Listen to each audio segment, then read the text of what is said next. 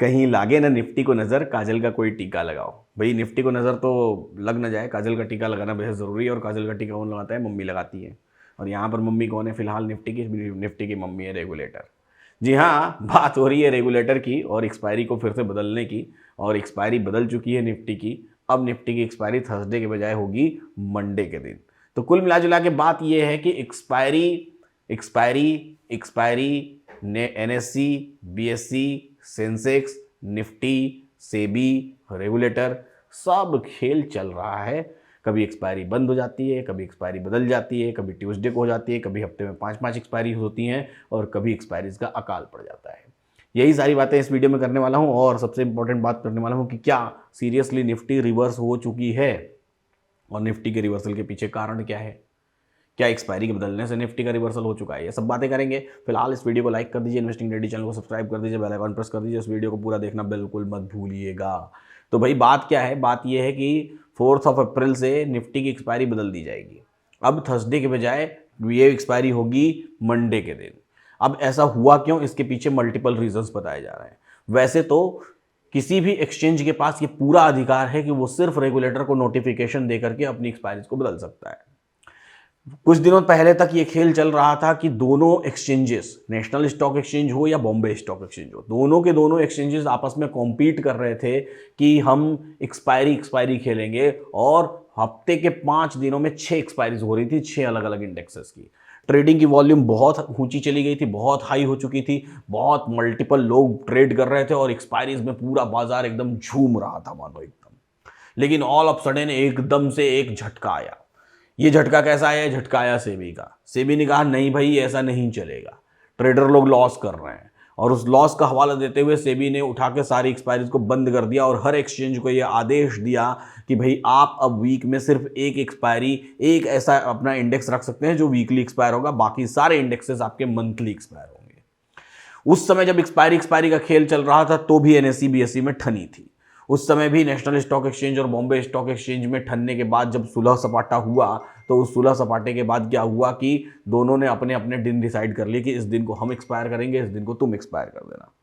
अब फिर से जब ये खेल शुरू हुआ, जब एक सिंगल एक्सपायरी का खेल शुरू हुआ तो फिर से सेंसेक्स आया। सेंसेक्स ने उठा करके थर्सडे से पहले अपनी एक्सपायरी ट्यूसडे को रख दी।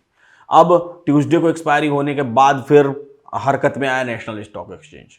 नेशनल स्टॉक एक्सचेंज ने यह देखा कि अगर पिछले 5 सालों का डेटा उठा के देखा जाए तो नेशनल स्टॉक एक्सचेंज पर जो ट्रेडिंग वॉल्यूम है वो ट्रेडिंग टर्नओवर कंटिन्यूअसली इंक्रीज हो रहा था। लेकिन इस पर्टिकुलर साल में जो ट्रेडिंग वॉल्यूम है वो 2022 के ट्रेडिंग वॉल्यूम के बराबर है। यानी कि 2022 से लेकर के 2025 में अगर बात करें तो बीच में स्पाइक आया था लेकिन फिर वो नीचे आ गया। तो कोई ग्रोथ नेशनल स्टॉक एक्सचेंज के ट्रेडिंग वॉल्यूम में नहीं हुआ है। वहीं बॉम्बे स्टॉक एक्सचेंज के ट्रेडिंग वॉल्यूम में एक्सपोनेंशियल ग्रोथ हुआ है, जबरदस्त ग्रोथ हुआ है इन वीकली ऑप्शंस के कारण। नेशनल स्टॉक एक्सचेंज के पास पहले से ही पॉपुलर बैंक निफ्टी था, पॉपुलर निफ्टी थी। बॉम्बे स्टॉक एक्सचेंज के पास कुछ नहीं था। सेंसेक्स आया कैसे भी करके और सेंसेक्स धीरे धीरे पॉपुलर हो गया, बैंकेक्स पॉपुलर हो गया। और चूंकि अब लोगों को वीकली एक्सपायरी ट्रेड करना है और वीकली एक्सपायरी का ऑप्शन सिर्फ एक है तो लोगों के पास बचा कुछ ऑप्शन सिर्फ और सिर्फ निफ्टी रह गई, तो लोगों को दूसरे ऑप्शन के रूप में सेंसेक्स मिल गया। अब यहां पर फिर से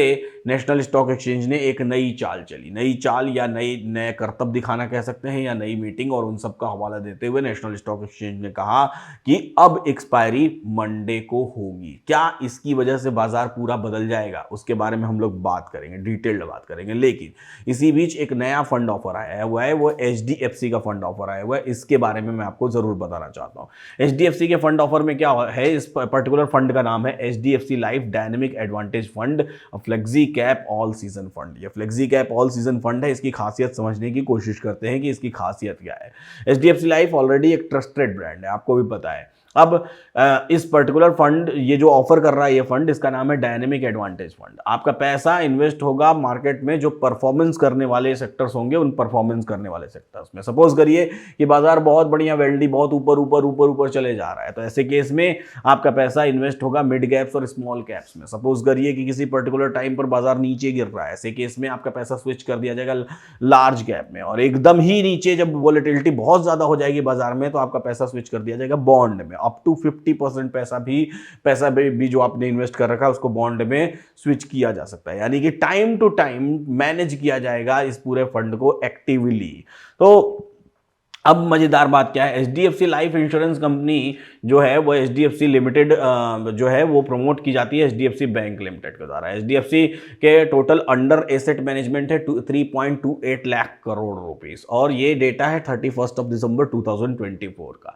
एचडीएफसी लाइफ का सॉल्वेंसी रेशियो 188% है। आपको बखूबी पता है कि मिनिमम सॉल्वेंसी रेशियो होना चाहिए 150%। अब बात करते हैं कि एचडीएफसी लाइफ ने जो पीछे के फंड्स निकाले हैं उसमें कैसा परफॉर्मेंस किया है। तो एचडीएफसी लाइफ का डिस्कवरी फंड था, 27.4% का सीएजीआर दिया हुआ है अभी तक लास्ट 5 ईयर्स में। एचडीएफसी लाइफ का एक फ्लेक्सी कैप फंड भी आया था, इसने 25.6% का रिटर्न दिया है इसके इंसेप्शन से लेकर के अब तक। तो मजेदार बात यहां पर बेनिफिट क्या मिलता है, बेनिफिट यह है कि आपको टैक्स बेनिफिट मिलने वाला है under section 80C up to 2.5 lakh rupees tax free रहेगा, जो कि प्रीमियम आप पे कर रहे हैं। दूसरी चीज, एक इसमें ट्रिपल एडवांटेज भी मिल रहा है। ट्रिपल एडवांटेज क्या मिल रहा है, ट्रिपल एडवांटेज ये मिल रहा है कि अगर इस पर्टिकुलर फंड में आप इन्वेस्ट कर रहे हैं, जो भी पर्सन के नाम से ये इन्वेस्टमेंट हो रहा है, अगर उस पर्टिकुलर पर्सन की डेथ हो गई ड्यूरिंग द पीरियड, तो उसको क्या क्या 3 बेनिफिट मिलेंगे। पहला, भविष्य का सारा प्रीमियम ये कंपनी पे करेगी। सबसे मजेदार बात है, मजेदार बात देखिए, डेथ होना तो नहीं है, बहुत सीरियस बात है, बट द थिंग इज कि जो भी नॉमिनी है, जो भी पर्सन उसके ऊपर डिपेंडेंट है, उसके लिए कोई बोझ नहीं रहेगा भविष्य का प्रीमियम पे करना। दूसरी बात यह है कि life cover equal to 10 times या फिर मंथली प्रीमियम के 120 टाइम्स, यानी कि जितना भी प्रीमियम आप साल में पे कर रहे होंगे उसका 10 गुना का लाइफ कवर रहेगा, तो वो पैसा पूरा का पूरा मिल जाएगा। और डेथ होल्डर पर पॉलिसी के 1% of the life cover monthly पे किया जाएगा अप टू 24 मंथ से लेकर के 120 मंथ्स तक। तो ये 3 बेनिफिट्स मिलने वाले हैं। मिनिमम इन्वेस्टमेंट इसमें आपको करना है वो 2000 रुपीज करना है। पॉलिसी बाजार की वेबसाइट पर आप जा सकते हैं, वहां पर लिंक दिया हुआ है, वहां पर इस फंड के बारे में स्टडी कर सकते हैं। हमारे डिस्क्रिप्शन बॉक्स में भी इस पर्टिकुलर फंड का लिंक दिया हुआ है, वहां पर भी क्लिक करके आप इस फंड को सब्सक्राइब कर सकते हैं। However during this subscription process आपको स्कीम से रिलेटेड सारे डॉक्यूमेंट्स पढ़ने चाहिए, और साथ ही साथ अगर कोई आपका इन्वेस्टमेंट एडवाइजर है तो उसकी सलाह भी आपको लेनी चाहिए, और अगर आप खुद से खुद का फंड्स मैनेज कर रहे हैं तो स्कीम से रिलेटेड डॉक्यूमेंट्स को आपको पढ़ लेना चाहिए। एक इंपॉर्टेंट बात है एनआरआई कस्टमर्स के लिए, भैया आप विदेश में रह रहे हैं, पैसा कमा रहे हैं, विदेशों में मैच्योरिटी आ चुकी है, लेकिन अगर आप इंडिया की ग्रोथ स्टोरी में शामिल होना चाहते हैं तो बिल्कुल आप इस इंडियन फंड में इन्वेस्ट करिए। तो पर्टिकुलर फंड के बारे में फिर से पूरा बता देता हूं। फंड का नाम है HDFC life dynamic advantage fund, और ये अभी से लेकर के 16 मार्च 2025 तक अवेलेबल है। डिस्क्रिप्शन बॉक्स में लिंक है, कमेंट बॉक्स में लिंक है, जाइए, मिनिमम इन्वेस्टमेंट 2000 रुपए का कर सकते हैं। अब आते हैं वापस से मेरी स्क्रीन पर, आ जाइए। मेरी स्क्रीन पर देखिए, हम लोग बात कर रहे थे कि क्या मार्केट में रिवर्सल आ चुका है, इस मंडे की एक्सपायरी के कारण रिवर्सल आ चुका है या प्रॉपर रिवर्सल आ चुका है। उसको समझने के लिए थोड़ा सा पीछे का डेटा देखना बेहद जरूरी है। ध्यान से देखिएगा, एलटीपी कैलकुलेटर पर आपको पता है कि एक वीकली रेंज कैलकुलेट होती है, और उस वीकली रेंज के अकॉर्डिंग हम बहुत कुछ अंदाजा लगाते हैं। याद रखिएगा, कभी भी जब बाजार एकदम नीचे नीचे नीचे नीचे नीचे गिरे जा रहा है, ठीक है, और एकदम नीचे गिरे जा रहा है, उस ड्यूरेशन में कभी भी मार्केट में वीकली रेंज का बॉटम बाजार को लगातार 2 वीक्स तक एटलीस्ट संभाल ले, तो ऐसे केस में ये एक साइन होता है कि बाजार में एक रिवर्सल आने वाला है, ठीक ठाक रिवर्सल आने वाला है, ठीक ठाक करेक्शन आने वाला है। पहली बात, अगर बाजार ऊपर ऊपर ऊपर जाया जा रहा है तो 2 वीक्स तक अगर अपर L1 उसका ऊपर का L1 संभाल ले, रेजिस्टेंस संभाल ले, तो ऐसे केस में भी समझ जाइए कि बाजार में नीचे का करेक्शन आने वाला है। तो ये एक सिंबल होता है। अब पिछले वीक में हम अपनी एक्सपायरीज में चलते हैं, ये मेरे पास डेटा है, और हम हिस्टोरिकल डेटा में चलते हैं, और हिस्टोरिकल डेटा में हम लोग चलते हैं कहाँ पर, 6 मार्च का डेटा ले लेते हैं, यानी कि पिछली वीक। उससे भी पहले के वीक में दिखा दूं मैं आपको, 6 मार्च से भी पहले हम लोग 27 फरवरी का डेटा ले लेते हैं, और 27 फरवरी को ही चलते हैं। ये पूरा डिटेल्ड एनालिसिस देखिएगा, मजेदार वीडियो। तो 27 फरवरी को चला, हमने डेटा को सबमिट किया, सबमिट करके प्ले किया, और इस वीक में वीकली रेंज को देखते हैं। वीकली रेंज है, वीकली रेंज का बॉटम है 22,604। अब इसी 27 फरवरी को हम यहाँ चले आते हैं। 27 फरवरी को मार्केट को देखते हैं। 27 फरवरी, तो 27 फरवरी को जो बाजार का लो है, वो बाजार का लो है 22,508। ये देखिए, हमारा वीकली रेंज कहाँ है, हमारा वीकली रेंज है 604, और बाजार का लो है 508, यानी कि बाजार 100 पॉइंट्स नीचे वीकली रेंज से क्लोज हुआ, यानी कि वीकली रेंज का L1 बाजार को संभाल नहीं पाया। अब यहीं पर हम फिर से देखते हैं, इसके पहले तक कंटिन्यूअसली बाजार वीकली रेंज के बॉटम पर आकर के या बॉटम के नीचे क्लोज हो रहा था।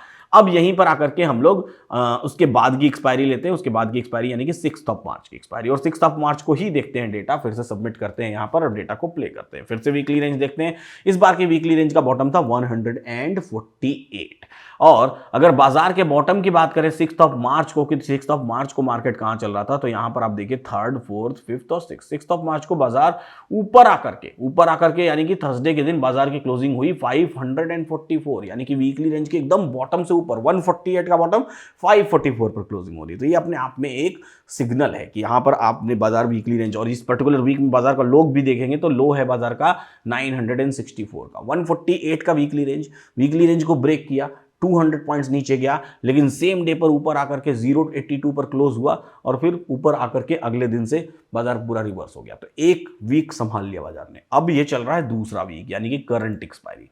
अब करंट एक्सपायरी को देख लें, करंट एक्सपायरी यानी कि 13th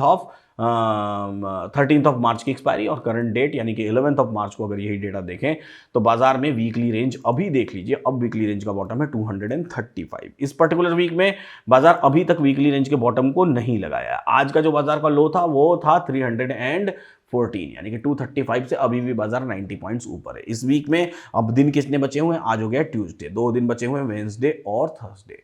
इन 2 दिनों में अगर बाजार ने इस वीकली रेंज के बॉटम को नहीं ब्रेक किया और संभाल लिया, तो ये लगातार 2 वीक्स होंगे जब बाजार वीकली रेंज के बॉटम को संभालेगा, और ऐसे केस में ये अपने आप में एक बड़ा सिग्नल होगा कि हाँ बाजार में रिवर्सल्स आ चुके हैं। ओपन इंटरेस्ट को भी हम लोग देखें तो इस पर्टिकुलर वीक में ऑल स्ट्राइक प्राइसेस करके हम ओपन इंटरेस्ट को देखें तो highest open interest call side में हमको जो दिखाई दे रहा है, वो कॉल साइड में हाईएस्ट ओपन इंटरेस्ट 23,000 पर दिखाई दे रहा है, और ये 23,000 का highest open interest week towards top है 23,500 पर।